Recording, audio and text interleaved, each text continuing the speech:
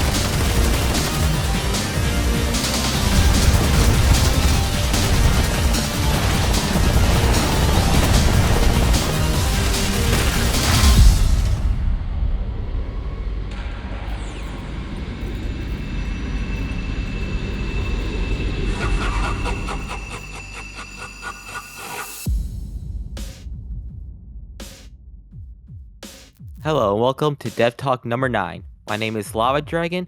I'm here with a bunch of other devs that will help discuss our progress with Firestorm development and what to expect when Firestorm releases. I'm Four Horsemen. I'm one of the art leads on Firestorm. Hey, I'm Mark. I help with audio and voice acting, and I contribute to that as well. Hey, I'm Matt. I'm the lead tester. I help break the game and make it. Hey, I'm Mr. Grease. I write code. Yeah, and I'm TK404. I do a lot of stuff on art side, but also on levels. And I'm Yosh56. At this point, if you don't know me, you haven't been following this project very long. And if you do know me, I'm a programmer. In our previous DevTalk, you kind of showed how Conquest mode and how that progress is going.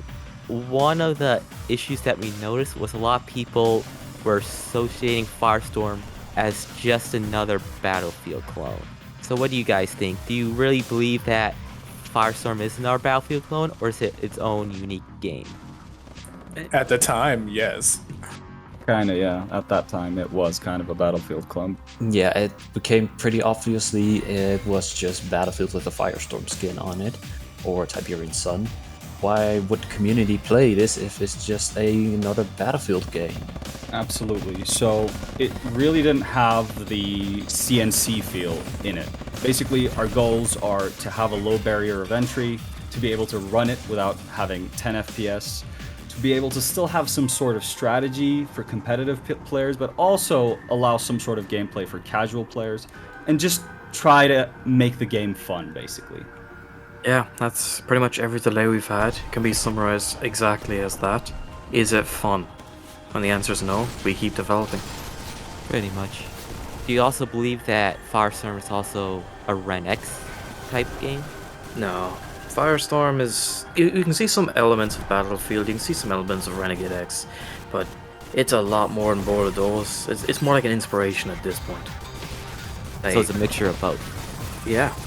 It started off as just a Tiberian Sun's reskin of Renegade X, but we've evolved the game over the years and it's looking pretty good where we are right now.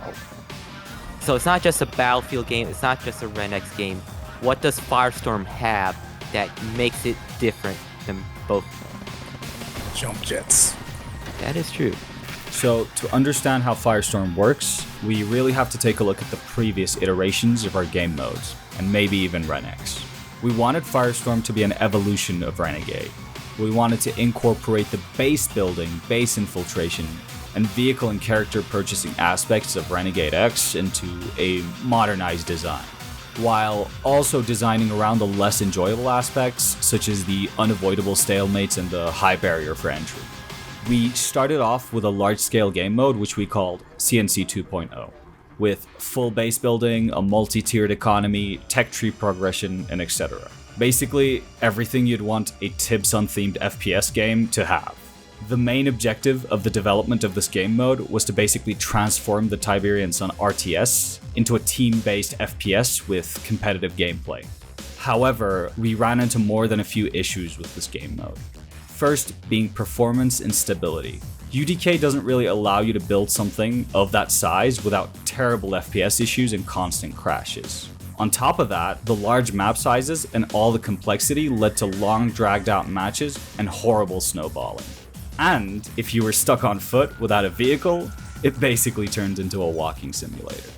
We attempted to scale back to mitigate some of the issues and focus on the infantry combat with the next iteration, Firestorm Assault, a Tib Sun themed version of Bad Company 2's amazing rush mode. We also started allowing a bit of loadout customization and fine-tuned the CQC and TTK while working on this game mode. But the lack of vehicles and the linearity really killed the replayability.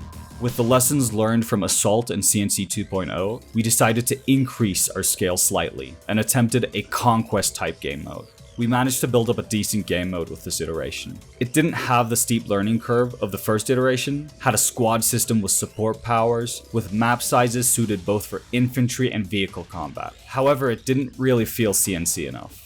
So we had overcorrected after CNC 2.0 and went into Assault thinking we couldn't do any of the stuff we did in the old game mode. Now we're steering back into that direction, but with all the stuff that we learned of what makes all of the game modes we tried in the past both good and bad. We took the best parts of each iteration and upgraded Conquest and reintroduced the best parts of all the previous game modes in a manner that not only fit within Conquest, but helped evolve the dated game mode into something with much more depth. Our newest iteration sits in between CNC 2.0 and Conquest. The game starts with fully built bases and no starting credits. The goal of the game is to destroy the enemy base, and there are multiple ways to do so. Players will go out onto the middle of the map and capture outposts. Think of outposts as if they're base expansions you would construct in the RTS games to access more Tiberium or build units closer to the enemy. Every outpost contains a build spot for constructing different buildings that will help your team in various ways. Outposts also charge up your team's super weapon, which will destroy the enemy base once fully charged. Now this is your main method to destroy the enemy base and win the game. So this is a basic rundown of how the game mode works. We wanted to keep the best aspects of Renegade X, Assault, and the Conquest modes, with the building, attacking, and defending of bases, with the satisfying infantry combat, player economy, and of course, super weapons. Something everyone can pick up and play, but also something that has enough depth to keep bringing you back again and again. With this philosophy in mind, we have an uplink strength. Every certain amount of time that passes with your outposts that are under your control will net you an uplink strength point. And if these points reach 100, you'll start to count down a super weapon. If this super weapon count reaches 0, then a super weapon strike on the enemy base will be executed and you will win the game.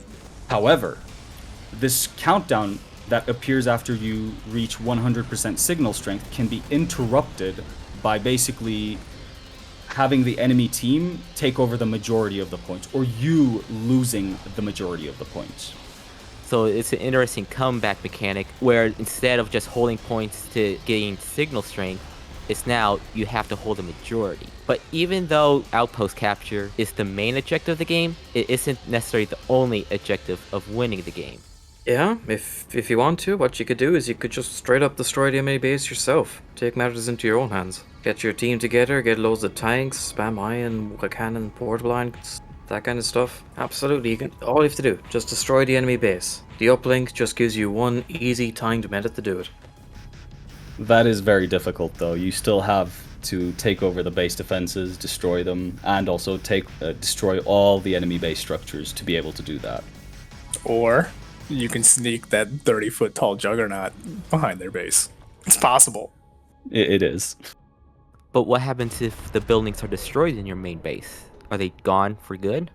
No. The main base buildings rebuild after a set period of time. So if your war factory gets destroyed, it will be rebuilt. Yeah, as well as that, though, the buildings are not just cosmetic. If your war factory is destroyed, that will set your team back because you can't build any vehicles anymore. You have to wait for it to rebuild. Sounds like base building is back in this game mode.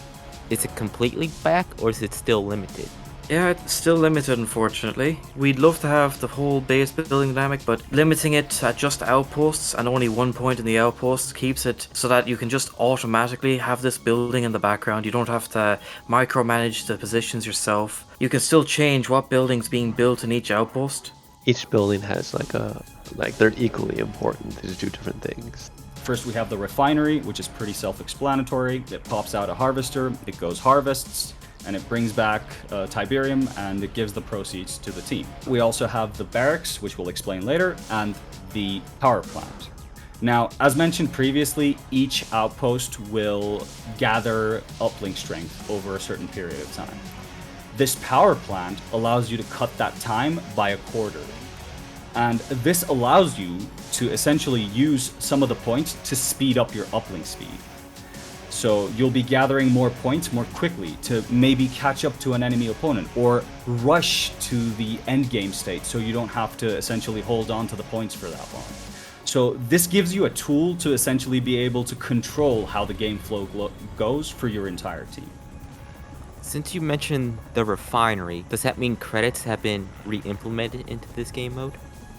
Yes, credits are now back and we have a simplified but still elegant player economy in place. So right now, credits can be used to purchase vehicles, and each one has a cost associated with it, of course. You could also use credits to buy heavy units, for example, heavy infantry. They're zone troopers and cyborgs, so we have to bring them into the game somehow. They're just great to have.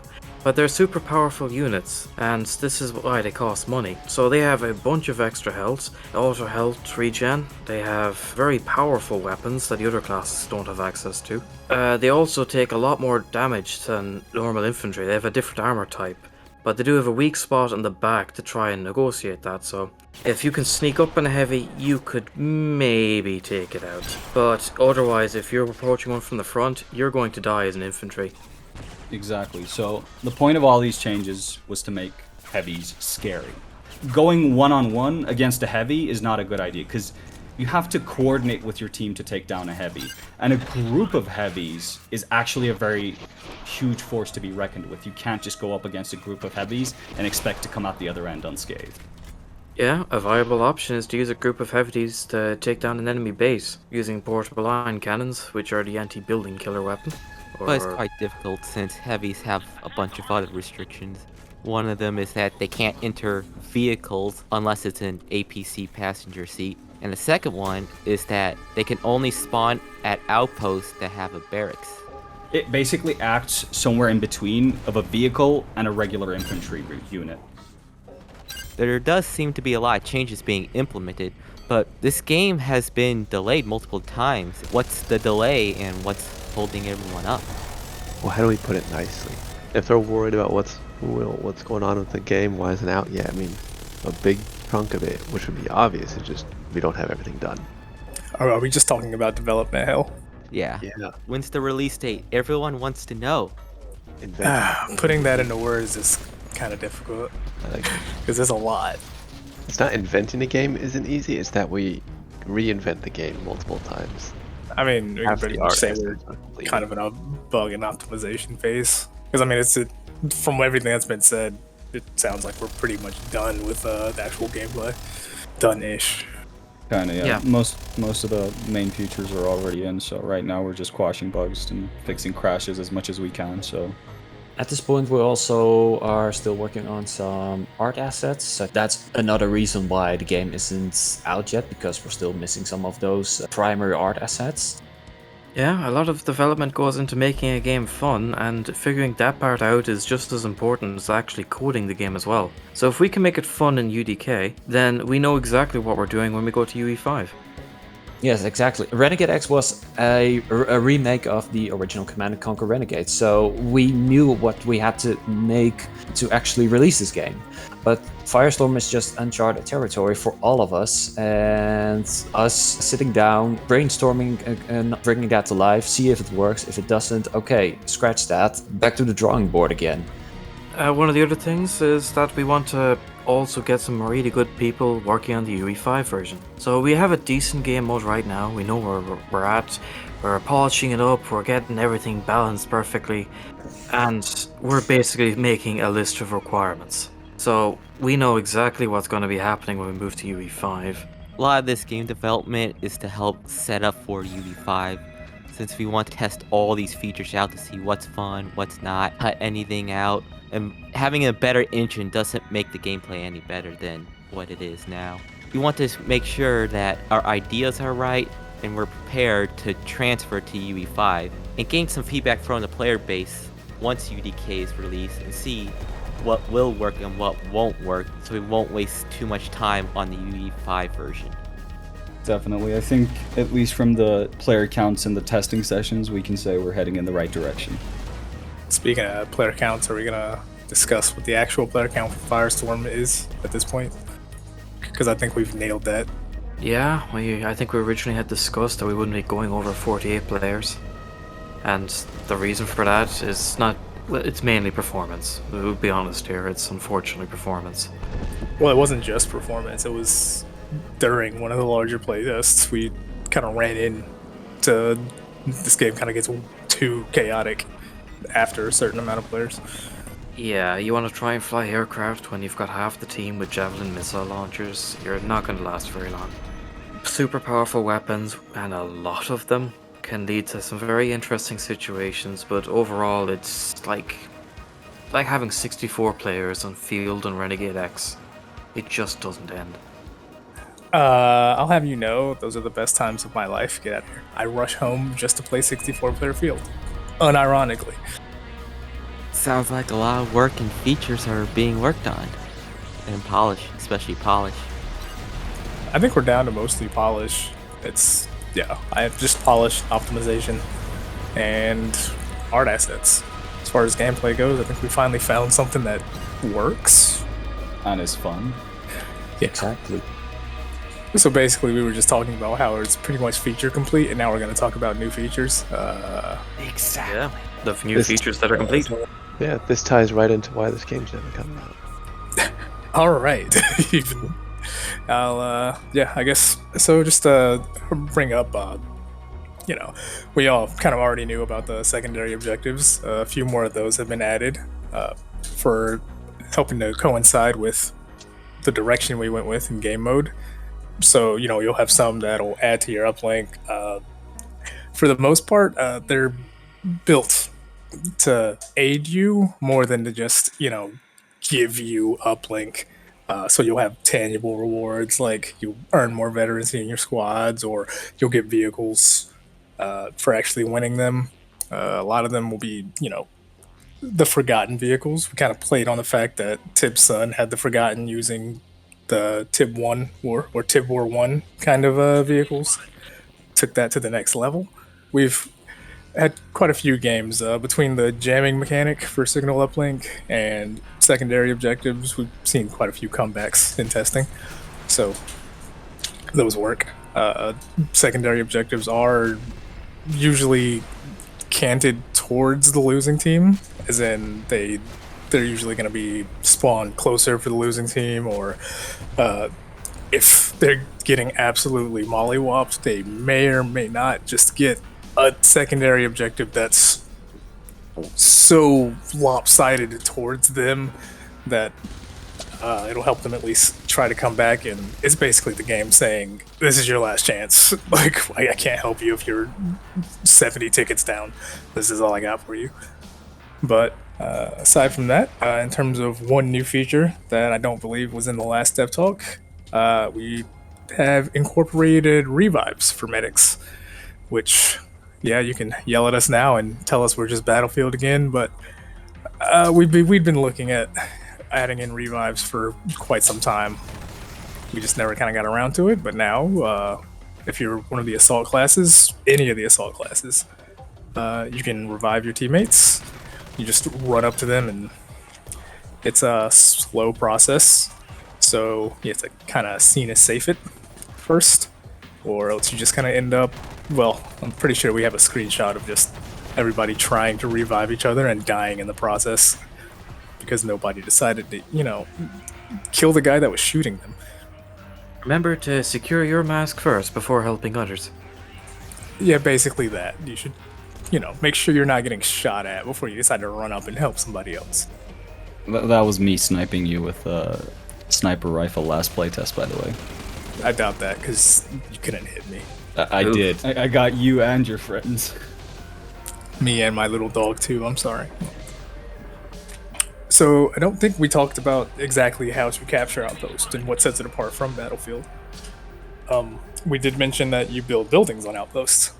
However, how do you destroy those buildings? Well, for one, you can use vehicles or heavy armament to take them out, or all infantry are actually capable of sneaking into buildings. So there's an infiltration aspect. They can hack the front door. You can't just walk in like RenX. And then you're able to hack the master control terminal, which is kind of a carryover from Renegade. But you hack that. And then everybody in the entire game kind of gets the warning that the building's been hacked, and you need to defend that for about 45 seconds. And if you're successful, the building will explode and unlock the outpost, and your team can take it.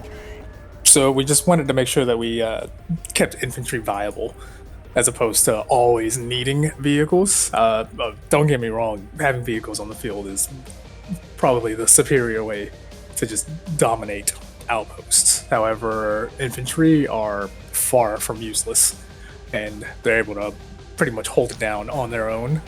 All right, I think that's all I have to say. How's the polish on the art side of things? Art is coming along. We've kind of divided it up into a couple different sections. We definitely wanted to give the feel of being there in the environments, but taking a RTS game from the 90s and figuring out how to do it in first person these days and having it look good definitely had us creating some new flora assets. So definitely look forward to some of those. And we definitely did some polish passes on the maps, and we are continuing to do so to really make them feel lived in and alive, really give you that immersion. So that was one thing we've been working on. We've also been working on the new buildings and focusing on making them feel real, like tangible things that would actually exist, somewhat at least, as far as you can say about a sci-fi game. But we do have some new models, one for the Black Hand, and we have the Orca transports, I believe, and the Not equivalent, which we've also come up with. So those have been a lot of fun to come up with both the concepts and see them all the way to gameplay models. Yeah, it's been a creative process. I've seen the entire process, a concept art from an actual model. Then they asked me if I could import these vehicles, and it was really fun to set those up. I've never done setting up vehicles before, but it was so much fun to see them come to life and being able to fly around the map with the air transports. Let's not forget the buildings. We've had some buildings in the past that were already made by us, but those buildings were a bit too small for actual gameplay. So we had to actually scale those up and create all new interiors for it. And we've been also adding a lot of detail to it to make it actually look interesting. Yeah, it's very fun to actually walk around the maps and see what our vision of what it would look like if you could actually walk around Tiberian Sun. So to make all the gizmos and inner workings of the refinery and the power plants and more, as we're still working on those key features, has been very fun, as well as animating them building has also been quite interesting to do. And yeah, they look pretty good. Yeah, to go for, let's just say, the history of Pharaoh. The original map would have kind of the consistency of Tiberian Sun art style, pretty good. But nowadays we're seeing it a bit closer to Twisted Insurrection. You got a lot more going on. It looks way cooler. If you haven't seen it, look it up.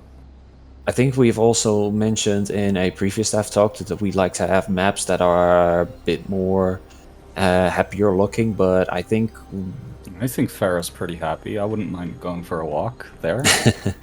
Nothing better than walking through Cain's pyramid.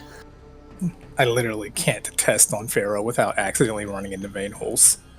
Like, I always forget that they're there. Oh yeah, there are a lot of vein holes in there, but that really gives the feeling that you're actually in the Tiberian Sun universe.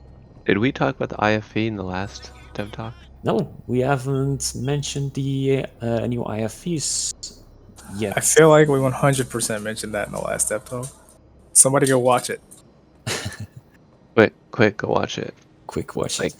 yeah, watch it Because- like 4x Radio, speed. Yeah, because we mentioned, I remember Lava complaining about calling it the Kestrel or something, and we were all didn't know what to name it. Was the new buggy done then? Yeah, we've shared the new buggy on Reddit and the socials, but don't think that we've showcased the IFV yet officially. New IFV. Yeah. What? New Squad IFV. light vehicle. Let's go into audio. How's that side of things going? Alright, so we are really excited. We have a cool addition on the audio side. If you've played Tiberian Sun, you remember the classic Eva voice that's been playing as you were constructing your base or going through and fighting the enemy. Well, somebody on our team reached out to Jessica Strauss, the original voice actress for Eva in Tiberian Sun, and she has agreed to voice Eva in Firestorm. So we're currently working through some of the lines with her right now, and she's recording, getting back into the feel of being Eva again.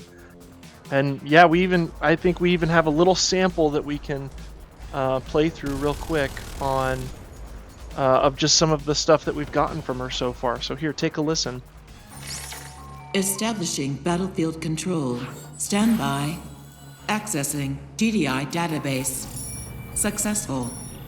Battle control online. Be advised, Node forces have been detected in this area. Move to secure this region and destroy the Node base. Cloaked unit detected. Our base is under attack. Unit ready. Eliminate all hostile forces. Unit promoted. Ion storm approaching. Atmospheric activity clearing. Triangulation successful. Additional support powers now available. Target selected. Ion cannon firing. Nod has surrendered. Victory in this area secured. Mission accomplished. Welcome back, soldier. Let's go.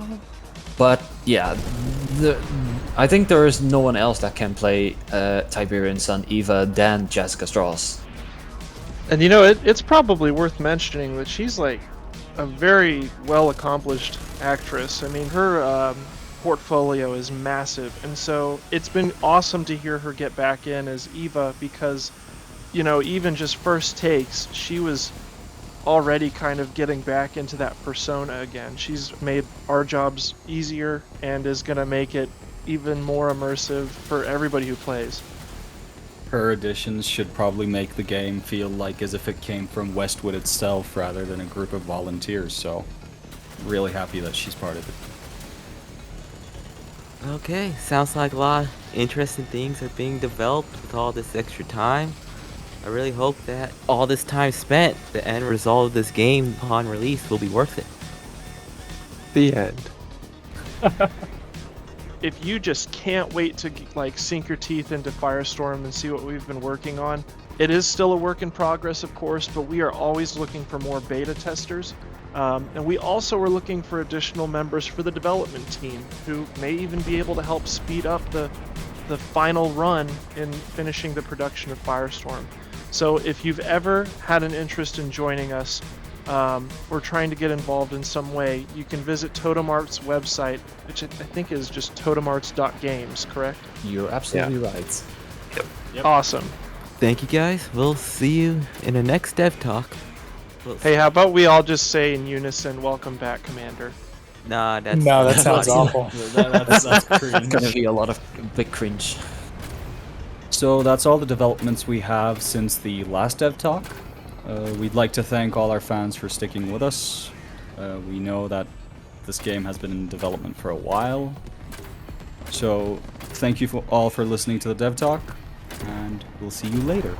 We'll see you laters. We'll see you on the battlefield. Yeah, that's good enough.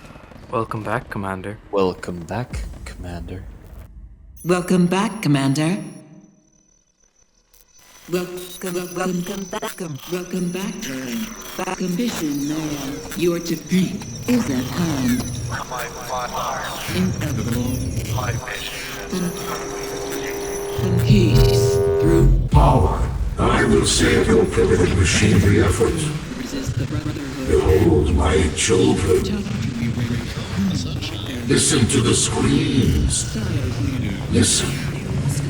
Additional pylons. That is the sound of your extinction. In the name of Cain. Cain lives.